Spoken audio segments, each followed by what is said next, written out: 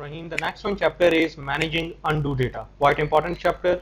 हमारे पास इस current one chapter के ऑब्जेक्टिव्स ये हैं कि DML and undo data generation क्या होती है, अगर आप अनडू डेटा की मॉनिटरिंग या एडमिनिस्ट्रेशन करना चाहें तो कैसे करेंगे, अनडू और रीडू डेटा के दरमियान डिफरेंस क्या होता है, अनडू रिटेंशन क्या होती है और गारंटीड अनडू रिटेंशन क्या होती है, अनडू एडवाइजर क्या होता है। आप लोगों को पता है कि जब कभी भी आप कोई इंसर्ट अपडेट डिलीट मर्ज का ऑपरेशन करते हैं तो you have two different like choices, या तो कमिट कर दें या रोल बैक कर दें।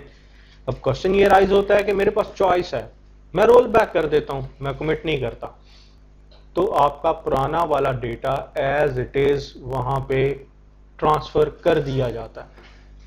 कमिट कर देंगे तो ठीक है, न्यू वन डेटा आ जाएगा। ये कहां से सारे का सारा काम अराइज होगा? By undo data. आपने किसी जमाने में पढ़ा था कि जब कभी भी आप इस तरह की ऑपरेशन करते हैं, अनटिल अनलेस आप कमिट या रोल बैक ना कर दें, तो आपके डेटा के टू वर्जन्स होते हैं। One is called data buffer, जिसमें नया डेटा होता है, ठीक है, या उसे रीडू डेटा भी कहा, उसे रीडू डेटा भी कहते हैं। उसको हम न्यू इमेज, डिफरेंट टर्म्स हैं, न्यू इमेज या इसको हम रीडू डेटा, ठीक है, बोलते हैं। जबकि पुराने वाले को हम अनडू डेटा या इसको रोल बैक डेटा, ठीक है, या बिफोर इमेज बोलते हैं, और इसको आफ्टर इमेज भी बोला जाता है, नए वाले डेटा को, ठीक है। It's new image, redo data, after image, जो कि कमिट होने की शेप में 100% डर्टी बफर्स बना के डेटा फाइल में अप्रोप्रिएट जगह राइट डाउन कर दिया जाएगा। लेकिन पुराना वाला डेटा क्यों कीप किया जाता है? चंद एक रीजंस हैं जो इस चैप्टर के अंदर आप पढ़ेंगे डिटेल के साथ।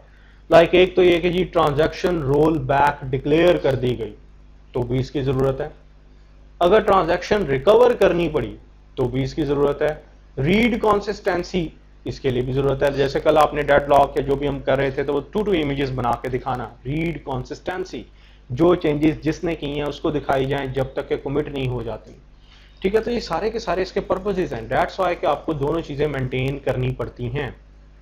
अब प्रॉब्लम या जो हमारे लिए यहाँ पे गाइडलाइंस हैं बीइंग अ डीबीए, सबसे पहले तो हमें ये पता होना चाहिए कि अनडू डेटा का लाइफ स्पैन क्या होता है, कब से लेके कब तक ये रहता है, इसके क्या पर्पसेस होते हैं। पर्पसेस में जैसे मैंने आपको बताया कि अगर रोल बैक डिक्लेयर कर दी जाए, हर ट्रांजैक्शन जब भी बिगिन होती है वो इसमें भी इंफॉर्मेशन रखती है, ठीक है।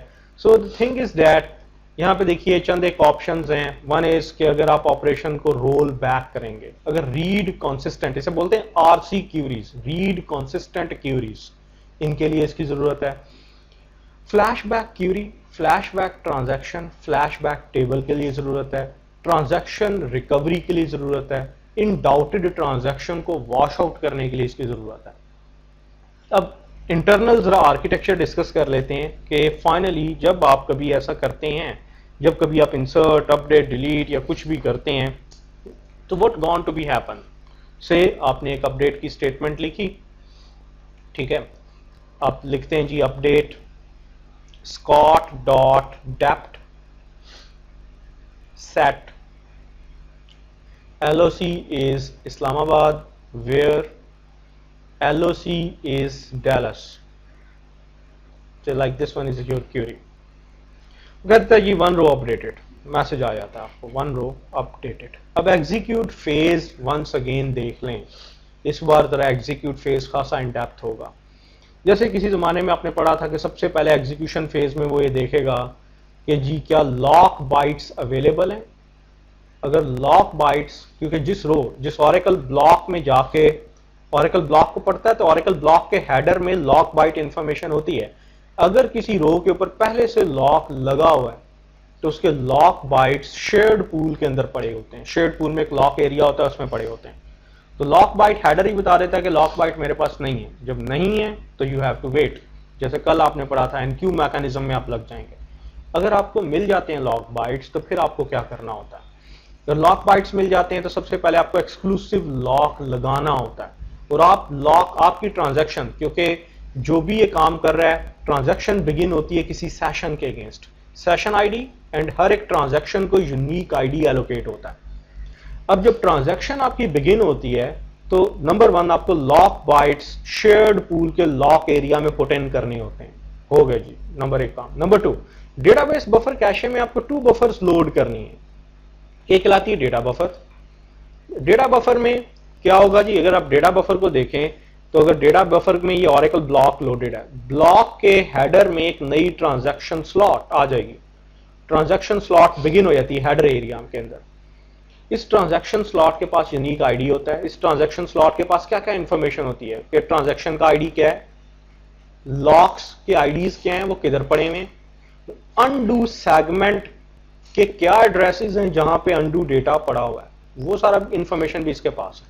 और आपकी नई वाली रो जिसके अंदर, क्योंकि पूरा ब्लॉक आपको लोड करना पड़ेगा, चाहे रो एक ही मॉडिफाई करें। इस ट्रांजैक्शन ने अगर से यहाँ पे 1 रो अपडेटेड ना होता, यहाँ पे 4 रोज अपडेटेड होता, 4 जगह पे डैलस होता, तो 4 रोज अपडेट हो जाती, लेकिन ट्रांजैक्शन एक ही होती।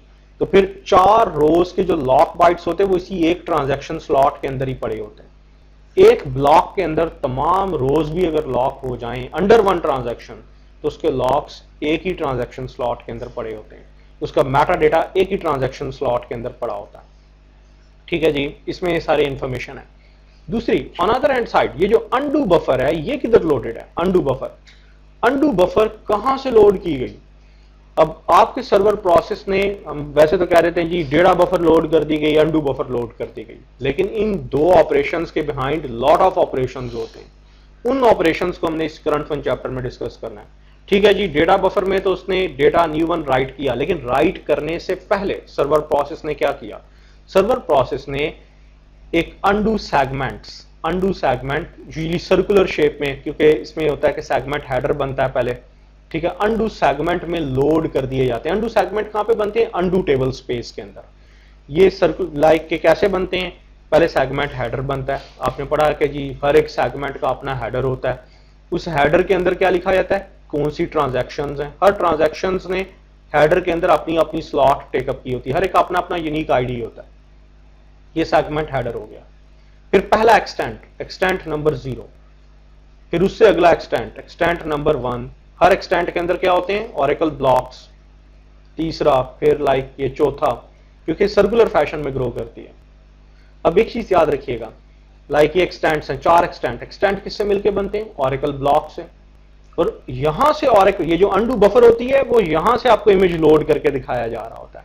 यहां पे आपका पुराना वाला ऑरेकल ब्लॉक स्टोर होता है इस एक्सटेंट के अंदर, जहां पे डेटा क्या पड़ा हुआ है? स्टिल डैलस, जहां पे आईएसबी नहीं है, जहां पे डैलस है। सो डेटा बफर मॉडिफिकेशन करने से पहले आईएसबी, यहां पे डेटा बफर में आईएसबी लोड करने से पहले ऑरेकल क्या करता है?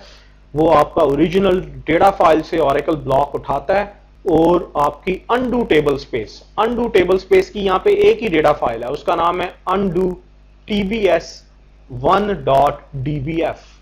उसके अंदर एक अनडू सेगमेंट बनाएगा, सेगमेंट का नाम खुद ही रखेगा, सिस्टम जनरेटेड सेगमेंट का नाम रखेगा। तो उसमें एक्सटेंट्स बनाएगा। अगर आपके ऑरेकल ब्लॉक बहुत ज्यादा हैं तो लॉट ऑफ एक्सटेंट्स बनेंगे, नहीं है तो एक एक्सटेंट बनेगा, उसमें ऑरेकल ब्लॉक बन जाएगा और उसकी इमेज कॉपी आपको यहाँ पे अनडू बफर में नजर आ रही होती है। अब जो हमारा काम है यहाँ पे कि ये अनडू सेगमेंट कैसे बनते हैं, कब तक बनते हैं, इनके क्या स्टेटस होते हैं। लुक एट, हमारे पास ये जो अनडू सेगमेंट बन रहा है, ठीक है, like this was your header जिसमें ट्रांजैक्शनल डेटा था। अब से पहले एक्सटेंट के अंदर आपका डेटा पड़ा हुआ है, ऑरेकल ब्लॉक्स हैं, lot of block number 1, block number 2, block number 3, block number 4 transactions इसमें डेटा राइट डाउन कर रही हैं। ट्रांजैक्शन नंबर 12 है। जब तक ट्रांजैक्शन कंप्लीट नहीं होती तो ट्रांजैक्शन का स्टेटस क्या होता है? एक्टिव। कंप्लीट नहीं हुई, कंप्लीट होने का मतलब है कमिट या रोल बैक नहीं हुई। तो ट्रांजैक्शन ने अपना डेटा इसमें लिखा हुआ है, आप इसको ओवरराइट नहीं कर सकते क्योंकि ये क्या है? एक्टिव है। एक्टिव एक्सटेंट या एक्टिव अनडू ब्लॉक्स को आप कभी भी ओवरराइट नहीं कर सकते। जब ये कंप्लीट हो जाएगा, लाइक मैं लिखता हूं कमिट या मैं लिखता हूं रोल बैक, तो ट्रांजैक्शन क्या हो जाएगी? कंप्लीट। तो स्टेटस एक्टिव से क्या हो जाना चाहिए? इनएक्टिव। और इनएक्टिव के ऊपर आप राइट डाउन कर सकते हैं, लेकिन ऐसा नहीं होता। स्टेटस क्या हो जाता है? अनएक्सपायर्ड। इवन कि आप कमिट कर भी दें, आप लिख दें जी कमिट, वो क्या करेगा? अनडू बफर्स को फ्लश करने की अटेम्प्ट करेगा, लेकिन फ्लश कब तक नहीं होती? जब तक के लाइक ये बफर फ्लश हो जाएगी नो प्रॉब्लम, लेकिन सेगमेंट फ्लश नहीं होगा। सेगमेंट कब तक फ्लश नहीं होगा? जब तक कि ये अनएक्सपायर्ड से एक्सपायर्ड नहीं हो जाता या इनएक्टिव नहीं हो जाता। एक्सपायर्ड या इनएक्टिव होगा तो देन आप डिस्क पर से इसको फ्लश कर सकते हैं। आपको पता है ये undo segment undo table space की डेटा फाइल में बना है, इसलिए उतनी देर तक फ्लश नहीं होना। इसकी रीजन क्या है? वाई आपको डायरेक्ट आप एक्टिव से इनएक्टिव क्यों नहीं कर देते?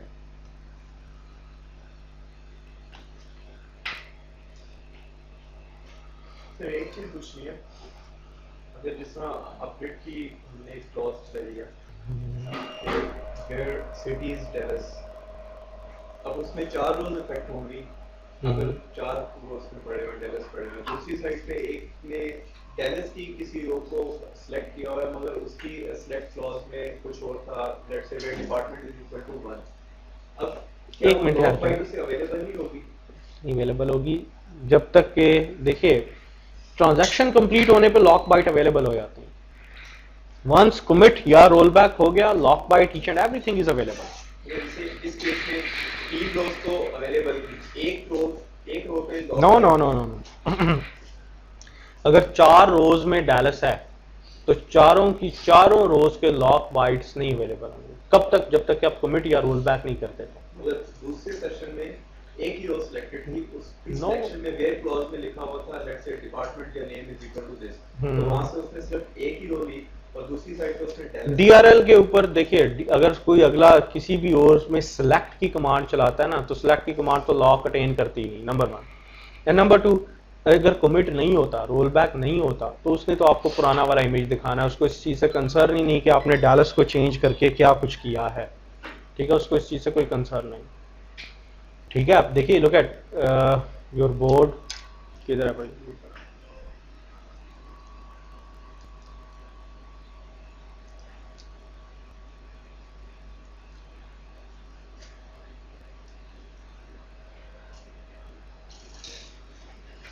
Oh, yeah, yeah.